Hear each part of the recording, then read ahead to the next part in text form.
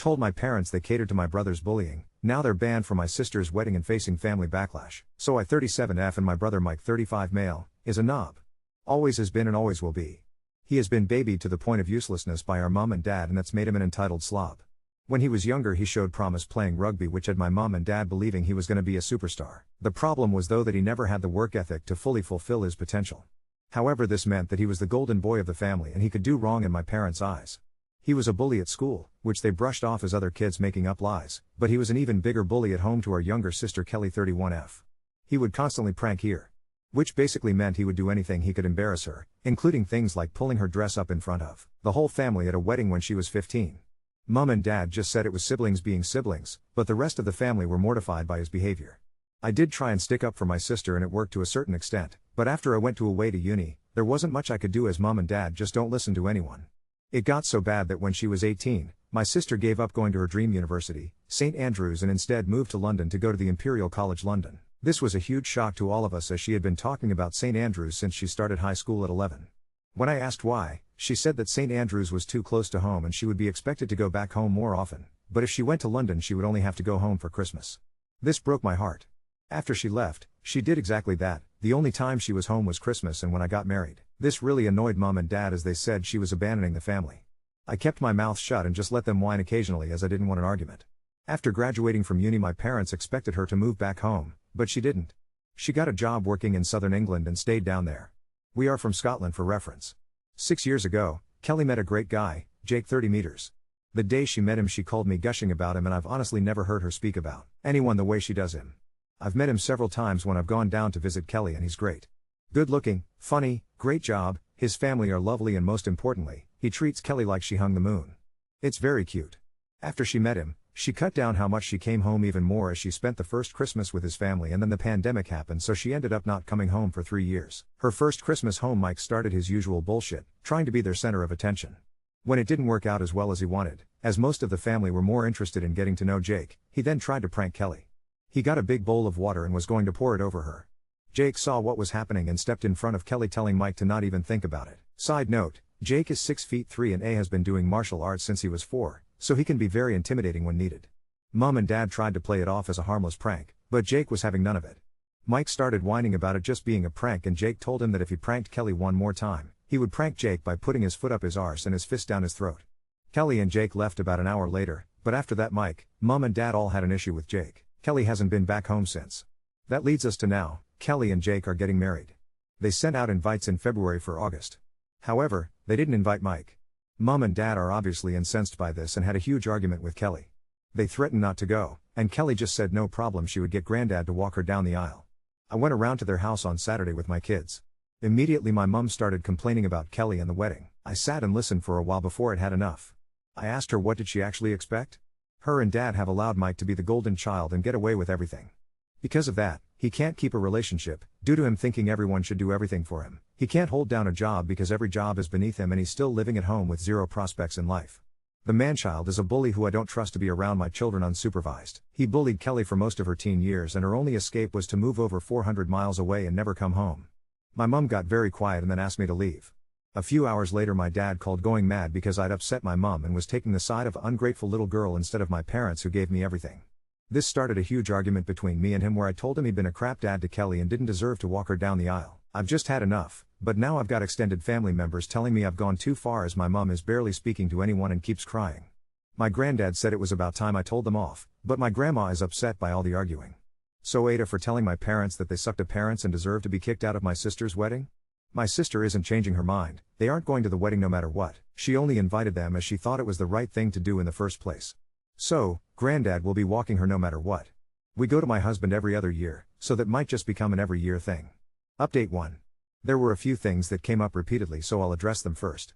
The pranks only started after I had left and gone to uni.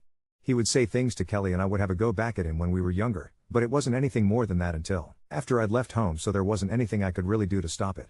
I did speak to our parents, but they're useless. Second thing was about my kids. I didn't bring my kids around them very much as they didn't like going to my parents' house.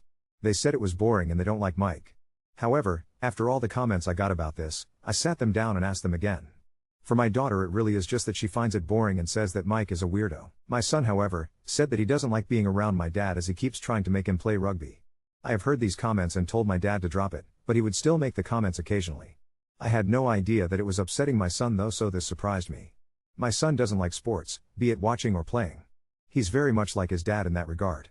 He's a Pokemon kid, playing online and goes every Thursday evening to play in a tournament at our local card shop, so rugby is an absolute no-go for him. The third thing was about security at the wedding. I spoke to Kelly and Jake said that 2 of his groomsmen are police officers who are aware of the situation, so that won't be a problem. Lastly, there was a lot of comments about Mike being the golden child. For a bit more backstory, he wasn't really the favorite until his talent in rugby came to light. After that, he was special and had to be treated that way. I think he was seen as mom and dad's way of being special themselves within the family as they had such a super talented child. Anyway, today, I decided to sit down with my parents and tell them I needed a break from them. When I got there, my dad immediately wanted me to apologize to my mom, but I said that wasn't going to happen. There was a bit of back and forth between him and I, until my mom stepped in and asked why I was there if not to apologize. I told them that I'd spoken to Kelly and she didn't want them at the wedding at all. That they needed to stay away and respect her decision. They weren't happy but said they wouldn't go where they weren't wanted. I then told them I wanted space until after the wedding as I couldn't keep being around them and keeping my mouth shut. I thought that space would be good for all of us. My mom wasn't happy and started on about seeing my kids. I told them the truth. My kids hated coming to their house and told my dad exactly why my son doesn't want to be around him. He got upset by this and said that rugby would be good for him. I shut that down and said I'm not going to force my son to do something he does want to and something I know he will hate. I also told him that if I hear him mention it around my son again then he won't see my son again. Right now they will only be seeing my kids at family events, so I'm hoping that it won't be a problem. I then asked them what their long-term plan was with Mike. Are they going to keep things the way they are until they're 90 and mom will still be making all his meals? What happens when they're gone? Who will look after him because it won't be me? What happens if they get ill? Who will look after them? Mike is incapable. Kelly lives down south and I plan on moving back to my husband's hometown, 3 hours away once the kids have left home, so I can't do it. They just looked at me blankly. I really don't think that they had ever even thought about any of that before. I told them they had set Mike up to fail and now they needed to deal with it.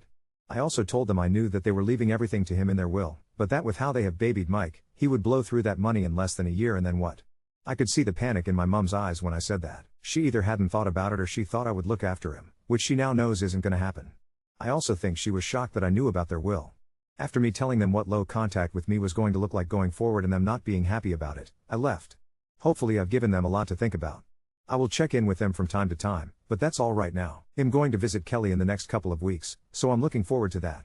My extended family have also backed off after I sent them all a text saying if they were so concerned about my mom then they could be her support system and deal with Mike the same way Kelly and I have had to for years.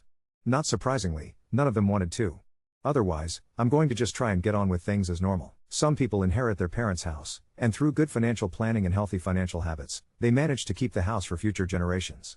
Other people, after being cosseted all their lives and being gifted a modest fortune or home, blow through it in a year, or 2 or 3, and end up having the property seized for failure to pay taxes, or for not keeping up the property, or it gets seized by the bank because the new owner decided to get a home equity loan for some quick cash and forgot to make the monthly payments. Update too well, the last few weeks have been a ride. I've been looking forward to visiting Kelly and Jake, but the universe has a sense of dramatic timing, because barely a day after my last update, Mom decided to play the martyr at full throttle and things managed to escalate more than I thought possible. Let me get into it, because honestly, even I couldn't have predicted the new heights, depths of this saga. So, first, the extended family group chat revived, with a series of "Why can't you just be the bigger person for your mother's sake?" texts directed at both Kelly and me. Apparently, at a recent Sunday lunch at my parents' house, Mom broke down sobbing over the fractured family. Mike, ever the emotional genius, apparently told her that if he wasn't wanted anywhere, he might as well move to Spain or something, and flounced out, slamming the door. News of the Spain threat somehow reached one of my aunts, who called me, half convinced he was moments away from running away. Mike can barely organize a train ride, let alone emigrate, but a drama queen must have his stage. A few days later, Mom called me, in fine form. She actually opened with, "I hope you're happy. Your sister has ruined your brother's mental health.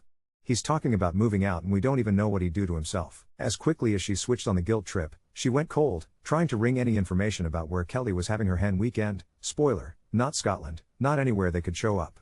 I told her if Mike was seriously struggling, she should help him see someone, not try to guilt Kelly. She then shifted into accusing me of scheming to cut them out and steal Kelly for myself, as though Kelly is some sort of prize rather than a grown woman who's been clear about her boundaries for a decade. I said I wasn't going to talk about this again and rang off. 2 days after that, things officially blew up. My husband came home early from work, looking frazzled, with my kids in tow. Apparently, Mom had shown up unannounced at my son's school pickup. She hadn't caused a scene, but she'd intercepted them and tried to talk my son into coming round to watch a Scotland rugby match and been quite forceful about it. My son, bless him, just said, "No thank you, Grandma," and my husband arrived right then. This crossed my last line. I sent her a text making it clear that if she ever did anything even close to this again, I'd be going no contact and would seek advice about her showing up uninvited at the school. That same night, the other shoe dropped. My grandma, Dad's side, called, nearly in tears, asking if I could come to her house. She'd just had my dad around, ranting about how I was brainwashing everyone, and she didn't know what to do. When I got there, Dad had left, but she looked so sad it almost undid me. She told me she's worried about both my parents now. "Your dad's angrier than I've ever seen, your mum's barely eating, and Mike, well, he's sleeping till noon and then going out all night, and they're at their wits' end." Here's the thing, for so long, I felt like I need to be the peacemaker, but sitting there with my grandma, two things crystallized. 1, my parents built this house of cards, and 2, Kelly and I are both adults now, and I have my own family and my own happiness to protect. I told Grandma that none of this was fair to either me or Kelly, that we had both tried, for decades, to keep things civil, but it was always on their terms, and nothing ever really changed. She listened, nodded, and then she did something unexpected. She said, "If you and Kelly can't make peace with them, maybe that's not your fault. Maybe the generational tides are shifting after all." Fast forward to the next weekend, Kelly and Jake's wedding planning trip, which I'd been looking forward to for weeks. When I arrived, child-free this time, we had wine, Thai food, went through playlists, and got properly silly.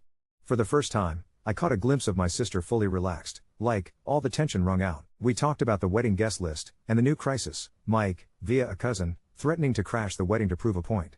You cannot make it up. The same Mike who, minutes ago, was fleeing to Spain, is now threatening to bust up the event, and cousin Lee, ever the neutral party, texted Jake with a friendly warning. This prompted Jake and Kelly to call the venue and, after explaining the situation, got reassurances that Jake's police officer friends would serve as unofficial security, and that if Mike steps foot on the property uninvited, he'll be escorted out. Kelly just said, "He can try, but he won't get past Tom or Austin," and for the first time, laughed about it.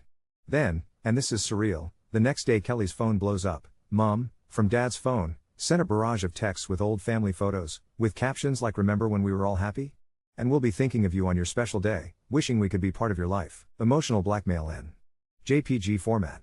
Jake offered to text something back, "Dear Mrs. X, please refer to previous instructions regarding wedding attendance," but Kelly decided to ignore them. We sat on the sofa, clutching glasses of cheap Prosecco, scrolling through photos of our parents looking young and smug, and agreed, these people will not let go without a scene. Later that afternoon, the wedding conversation got serious. Turns out, Kelly's been in talks with a therapist, not for herself, but for our parents. She's worried about how they'll cope after the wedding, especially if Mike finally does move out. He won't, he loves their heated towel rail too much. She asked if I thought she'd done the wrong thing by cutting them out for good. I told her the truth. "No, you did the only thing you could. And maybe it's time Mom and Dad realize children are not insurance policies against loneliness." We decided we'd present a united front. Any drama, any boundary stomping, would be met with consequences, not apologies. The next big twist came yesterday. Jake called in a flurry, saying someone had tried to call the venue pretending to be Kelly, apparently fishing for details on the timing, the entrance plan, the decor, for family reasons. Venue staff immediately clocked it, fake accent, wrong email, asking weird questions about menu choices, and flagged it with Jake. An hour later, Mike's Facebook updated, bag packed, passport on display, and a cagey status, "Def gonna have a better summer than some people, see you in the sun." Q3 Ants texting me congratulations for helping Mike find his independence at last. Honestly, if he manages to make it past Luton I'll be shocked, but at least it will keep him out of the country on the wedding day. So, here I am, relieved, a bit shell-shocked, but oddly optimistic. Kelly is thriving, the wedding will be safe, and, though my parents are reeling, I think the dust is finally settling. Time will tell if Mom ever really accepts it, or if Mike even survives a Ryanair flight without someone holding his hand. In the meantime, my kids are the happiest I've seen them in ages. My youngest has orchestrated a weekly Pokemon night, my son brags to everyone that he never has to play rugby again, and my daughter has started calling our low-drama house her favorite place in the world. My only regret is that it took until now for the boundaries to actually hold, but for the first time in years, I feel like we're building something healthier, even if it means letting the past burn. For the first time, Kelly and I are laughing at the madness, planning for the future, and finally putting our own families first. Update 3.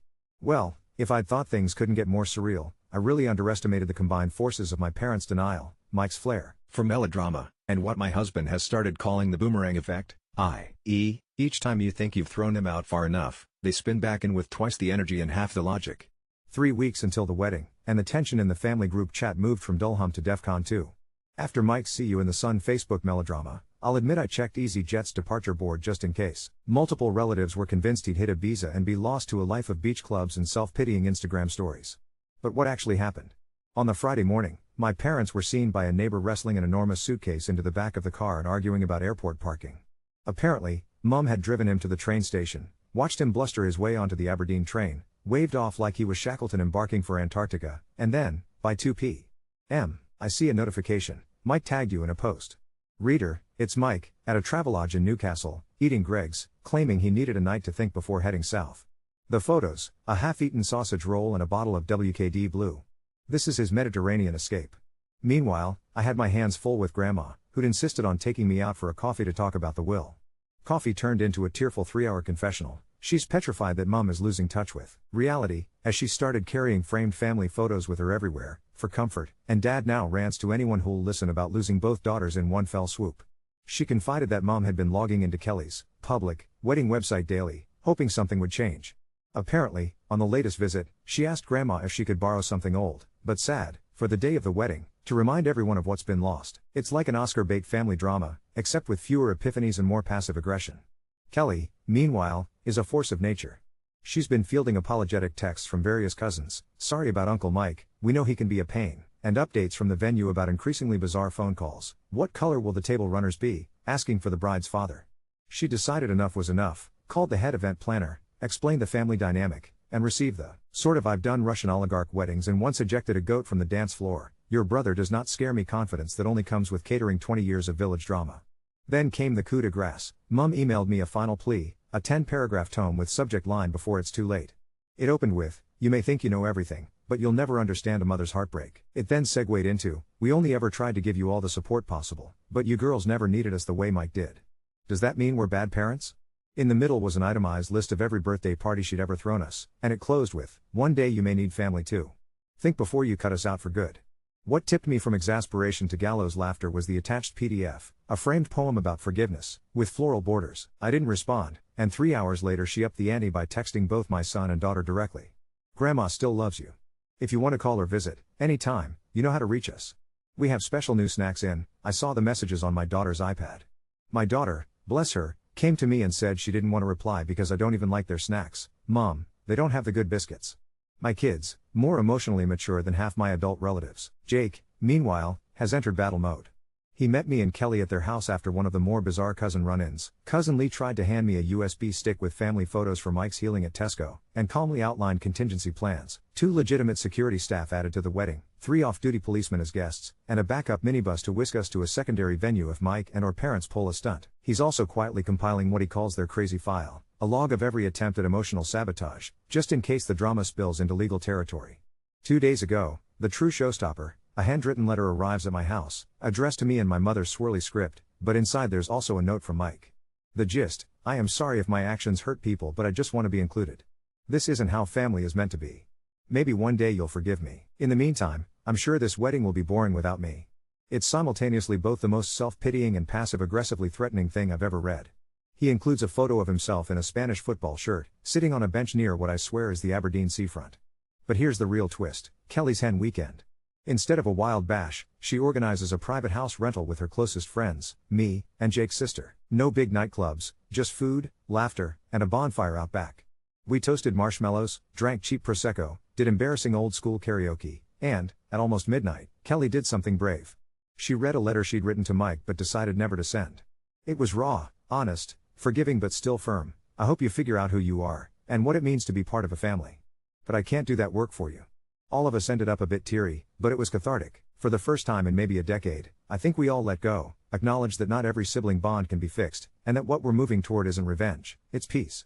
Now, as I write this, Kelly's final RSVPs are coming in, including one from Mike's ex-girlfriend, apparently excited not to see any of the in-laws. Jake is playing playlist DJ, my kids are making Pokemon wedding decorations, and I am finally able to focus energy on my own family, my own happiness. I will not say everything is resolved. I suspect my mother is quietly plotting a chance encounter at the wedding or a social media shaming campaign. But the boundaries are written in stone now, not sand. If Mike or my parents show up at the wedding, security will handle it. If guilt-tripping letters arrive, they go straight in the crazy file.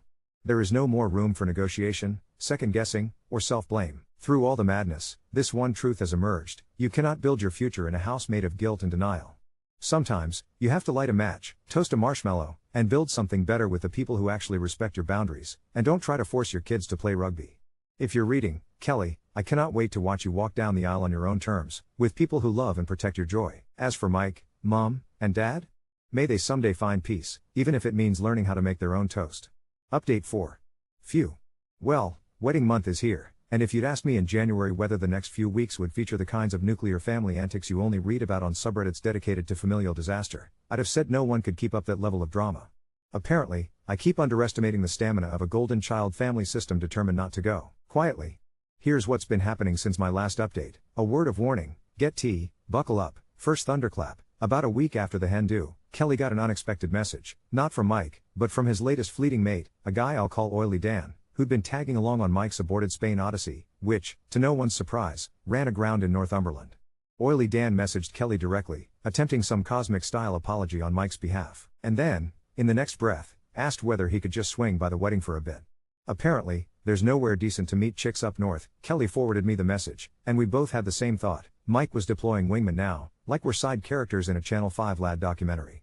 In a weird way, this was a relief. It meant someone else had eyes on Mike, and that he was more likely whinging about us to strangers than actively plotting. Still, security at the wedding was now an actual item on the budget spreadsheet. Second, the grandparents' maneuver. With my parents having achieved martyr status in half our extended family's group chat, my mom, I'm honestly starting to think she missed her calling in amateur theater, decided it was time to try a new tactic: the health scare. I got a frantic call from Aunt Shelley, who'd spoken to Mom. She's in hospital, she says. Heart tests, nothing certain yet, but she's very stressed. Was there actually a hospital visit? Well, sort of. Turns out, Mom did spend 2 hours at the GP for what the medical summary called mild palpitations and what Mom called the agony of a divided heart. The drama didn't stop her from making a lemon drizzle cake for the neighbor an hour later. Still, I reached out. I sent a genuinely caring text: hope you feel better. Your health is important. If you're really unwell, please get help. Immediate response: yet another photo of her and Mike at his 21st, # when families were together. Even Grandma began to groan audibly whenever her phone pinged. Kelly, meanwhile, had quietly blocked both parents on everything except email, her therapist's suggestion. She now forwards me the most creative subject lines for our private amusement: consequences of alienation. Your wedding, our grief, and, my personal favorite, simply, why? But the real hurricane landed last weekend. I was elbow deep in laundry when my daughter called me over, looking bemused. She held out her laptop. Mom, why is Uncle Mike making TikToks about us? Reader, I nearly dropped the basket. Turns out, during his exile, Mike has discovered TikTok.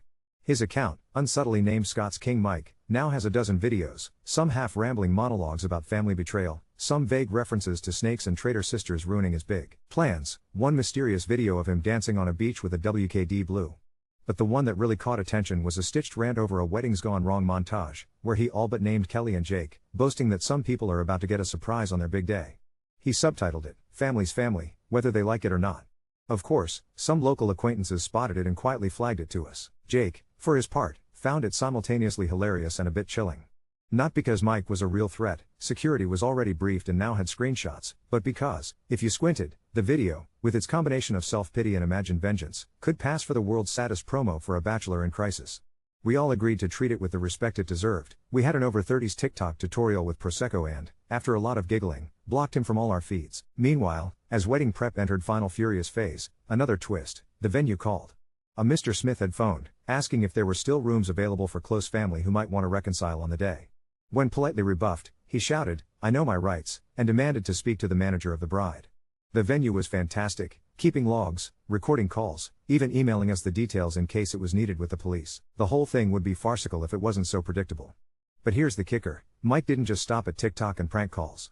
His pièce de resistance came in the form of a group email, subject line: a family plea for reunification.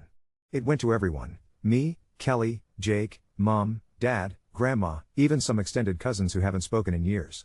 It was as long as a novella and even less coherent. There were paragraphs of self-pity: "I always thought my sisters loved me, but turns out blood isn't thicker than weddings." Attempted logic: "I may have made mistakes but no one is perfect and maybe Kelly is the one who needs to grow up." Not so subtle threats: "It would be a shame if something happened to ruin the best day of your life, karma is real." And, for good measure, a misspelled quote from The Godfather.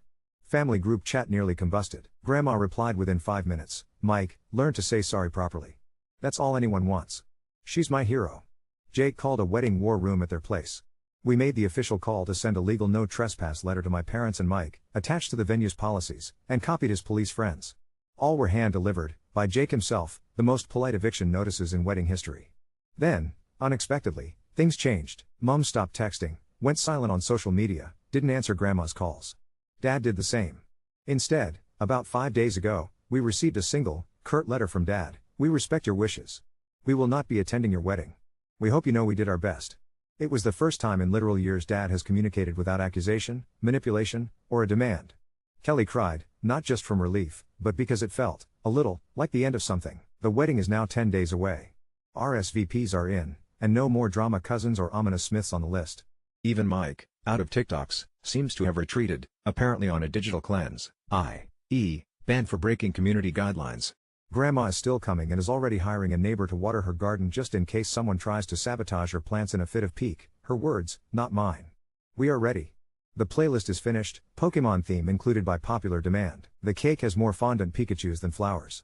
I have calmly, for the first time in ages, bought a new dress without worrying about a spilled drink or a family scene.